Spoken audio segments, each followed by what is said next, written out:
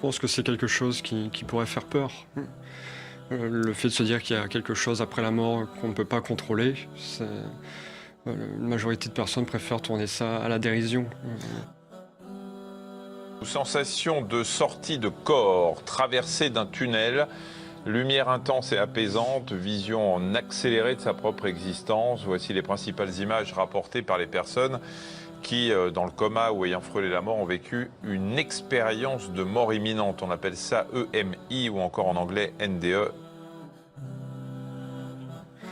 Le fait de se dire qu'il y a quelque chose après la mort qu'on ne peut pas contrôler, la majorité de personnes préfèrent tourner ça à la dérision.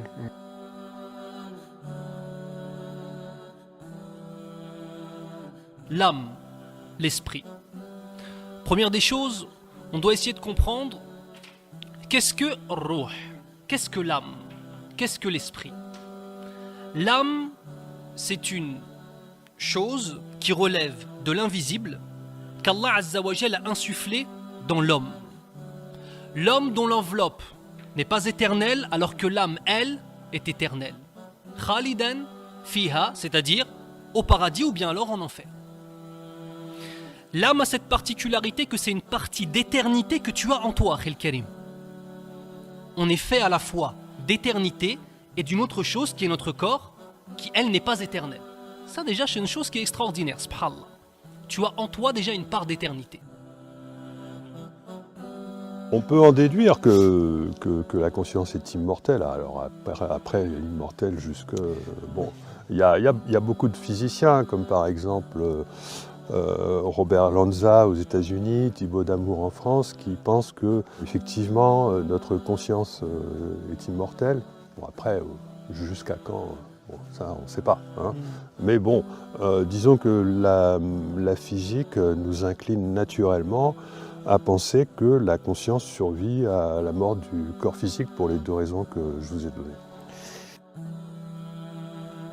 Si on veut mieux comprendre, il vaut mieux prendre l'image d'un véhicule dans lequel se trouve la conscience. D'accord. Dans le véhicule, il y a tout un tas d'appareils de perception, il y a des appareils comme des caméras, tout ce qu'on veut, qui permettent de... Les clignotants, etc.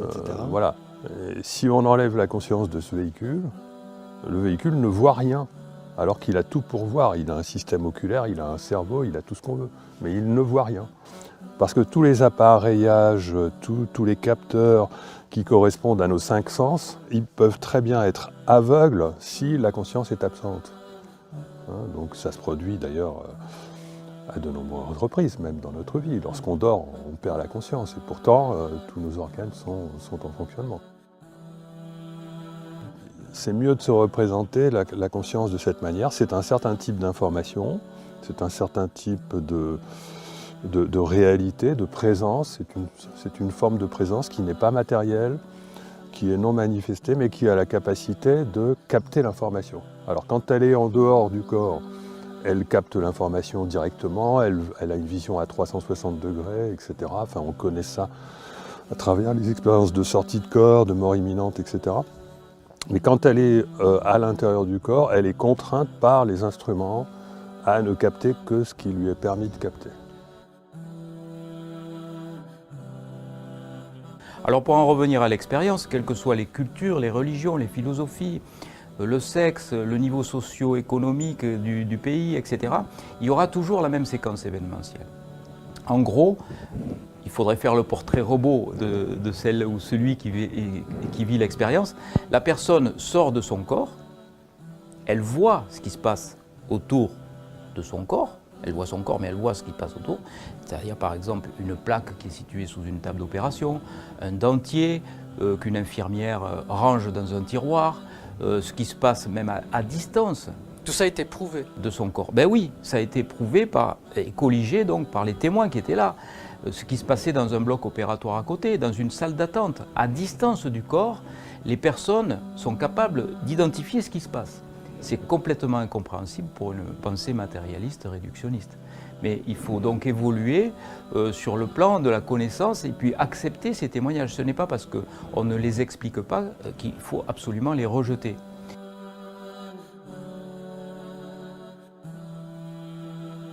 La science n'a pas à croire. La science, la vraie science, elle explore. Les EMI, c'est une expérience qui n'est pas compréhensible dans l'état actuel de nos connaissances. Avec tout ce qu'on sait sur le cerveau, pour fonctionner, pour percevoir, pour mémoriser, il a besoin d'oxygène, de sucre, il a besoin de circulation, il a besoin d'être en bon état. Ces expériences, elles, ne correspondent pas à ce qu'on sait. C'est-à-dire que ce sont des expériences où la conscience non seulement persiste à un moment où elle ne devrait pas médicalement être présente, elle mémorise d'une façon beaucoup plus claire que d'habitude.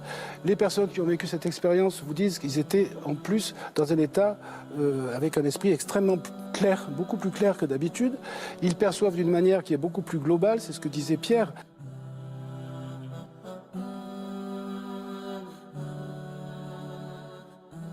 C'est juste pas possible que la conscience visuelle que nous avons de l'environnement soit fabriquée à l'intérieur du cerveau.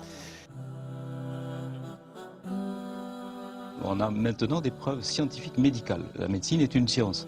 Et on a la preuve que lorsque le cerveau s'arrête de fonctionner, c'est-à-dire la définition actuelle de la mort clinique, eh bien les gens étaient capables d'avoir une perception, une cognition, ils étaient capables de voir ce qui se passait autour d'eux, ils étaient capables d'appréhender même ce qui se passait à distance de leur corps physique, au moment même où leur cerveau ne fonctionne plus. Donc à moins d'être complètement bouché, eh bien, on a là la preuve que l'après-vie existe, qu'il existe une forme de vie et de conscience après la mort. Donc c'est tout à fait révolutionnaire. C'est quelque chose qui va bouleverser tout, si vous voulez, mais on n'arrive pas à communiquer là-dessus parce que c'est tellement bouleversant pour tout le monde que j'ai beaucoup de mal à communiquer, en particulier dans des émissions en direct. Lorsqu'Allah subhanahu wa ta'ala dit, Bismillah ar-Rahman ar-Rahim, فَإِذَا سَوَّيْتُهُ وَنَفَخْتُ فِيهِ مِنْ رُوحِي. Lorsque je l'ai créé et que je lui ai insufflé une âme de ma part. Ici, l'âme dont il est question, c'est l'âme dont on a parlé avant, c'est-à-dire cette entité qui relève du monde de l'invisible, qui anime ton enveloppe charnelle, ton corps, et qui fait que tu respires et que tu vis. Ici, dans ce verset-là, c'est l'âme en tant que telle. C'est une chose qui relève du monde de l'invisible. Est-ce que nous avons la capacité à comprendre ce qui relève du monde de l'invisible? La réponse est négative. Donc l'âme et la nature même de l'âme, ça fait partie des secrets d'Allah subhanahu wa ta'ala. Pour questionner le prophète sallallahu alayhi wa sallam sur l'âme, afin qu'il leur définisse ce qu'est l'âme. Allah azza wa jal relève cet épisode-là et il nous dit, Bismillahir Rahmanir Rahim, et il te questionne sur l'âme, sur l'esprit. Dis-leur, l'âme fait partie des affaires de mon Seigneur.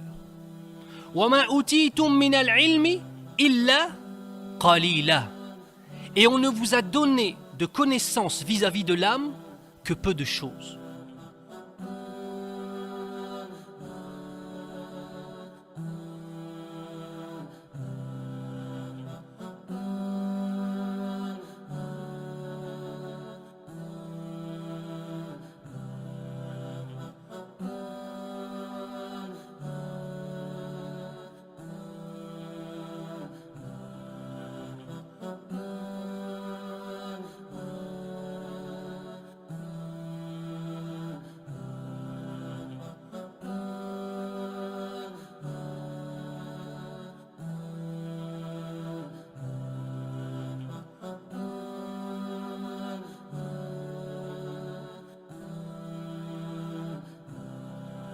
Je pense que c'est quelque chose qui pourrait faire peur.